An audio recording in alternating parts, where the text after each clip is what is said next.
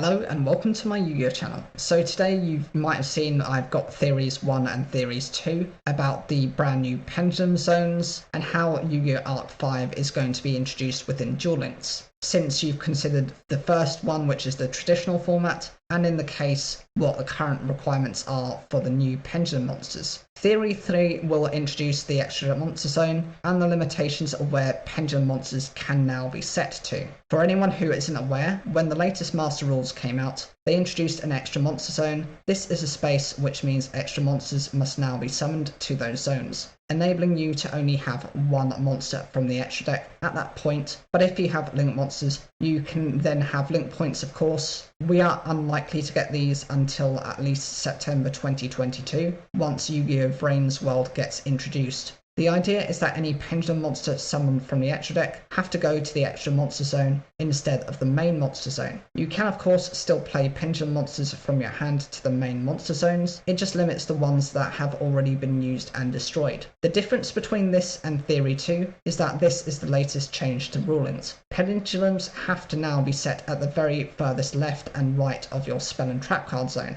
which meant if you had something already set there or activated, such as a continuous spell card, you would need to destroy it before you could then bring out a pendulum monster, making it more difficult to run anything that isn't a normal spell or trap card. So what needs to be changed? The introduction of a new extra monster zone for you and your opponent may need to indicate if a pendulum monster has come from the extra deck, that it must go to the extra monster zone. Additional use of software to recognize pendulum monsters, alongside understanding differences between their pendulum and monster effects. Scales will need to be highlighted so both players are aware of the scales players can special summon with, and unique pendulum animations will be needed to get players excited for the new summoning mechanic.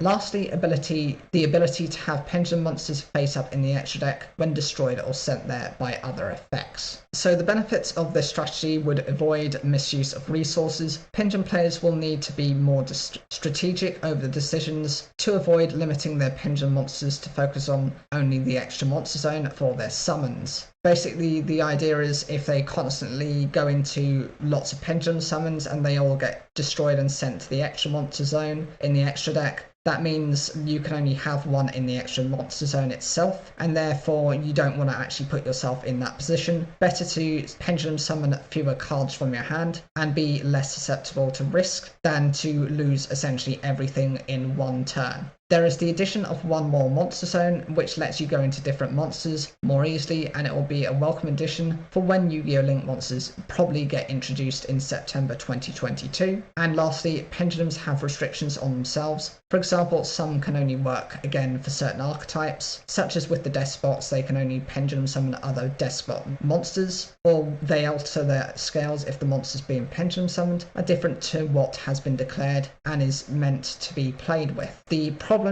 include introducing extra monster zone will prevent the use of multiple extra monster zones, which means that certain decks such as, again, elemental heroes are less viable until the release of their link monsters. There is the risk that making the mechanic overcomplicated, something that Duel Links tries to distance itself from, may be off-putting to brand new users or potentially younger audiences. You can be a new user and still an older person. The two aren't mutually exclusive. Unlike Theory 1, this provides significant consequences for players playing pendulum monsters, and should instead try and nerf pendulums by limiting their summons rather than where they can be summoned. There is no additional benefits when you consider this, but the biggest problem came about that pendulums have to be at the furthest left and right zones, only letting you set other cards in the middle zone to guarantee you can pendulum summon. Overall, Theory 3 is the same as Theory 2. It makes it more difficult for an extra deck monster to be used and limits the ability of pendulums to reoccur once they've been destroyed by battle or by card effect when they are put in the extra deck, considering they get treated there as extra deck monsters. The only difference between Theory 2 and 3 is that you have to assume the only safe place for you to set a spell or trap card